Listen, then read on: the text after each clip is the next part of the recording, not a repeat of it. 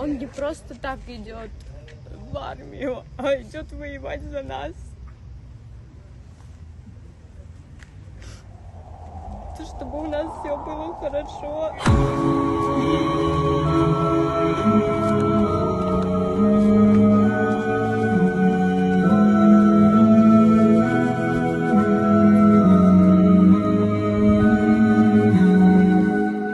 Был брат на войне. Вот, и, со вами виделись, общались по телеграмму, там, не суть важно. Рассказывал о жизни, товарищи тоже там есть. Вышел из бани, увидел какие-то неопознанные летающие объекты. Вроде что-то самолетом, то ли дроном, не знаю. Пошел, все. Конечно, победят. Мы туда и едем, чтобы это все закончилось побыстрее, чтобы было мирное небо над головой.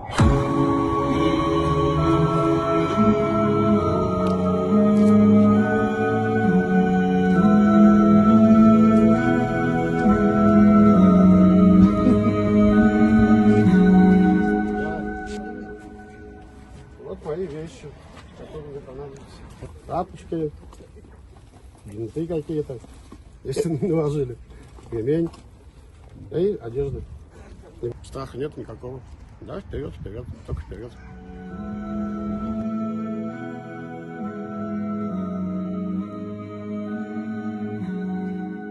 У нас сейчас льготы для людей, которые заключают контракт с Министерством обороны. Это 505 тысяч нам выплачивает Республика Татарстан, 100 тысяч нам выплачивают местные организации, заводы. Вот, и по прибытию в воинскую часть при заключении контракта единовременная выплата 210 тысяч. Это от Министерства обороны. Район активно помогает семьям, участникам специальной военной операции.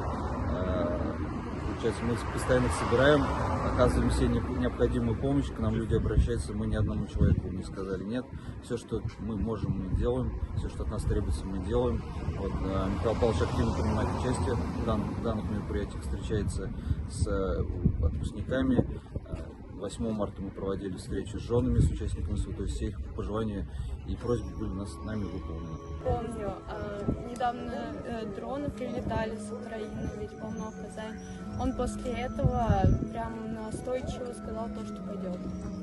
Мысли, конечно, у меня много очень в голове, но самое такое то, что он не просто так идет в армию, а идет воевать за нас, чтобы все оставались живы, здоровы.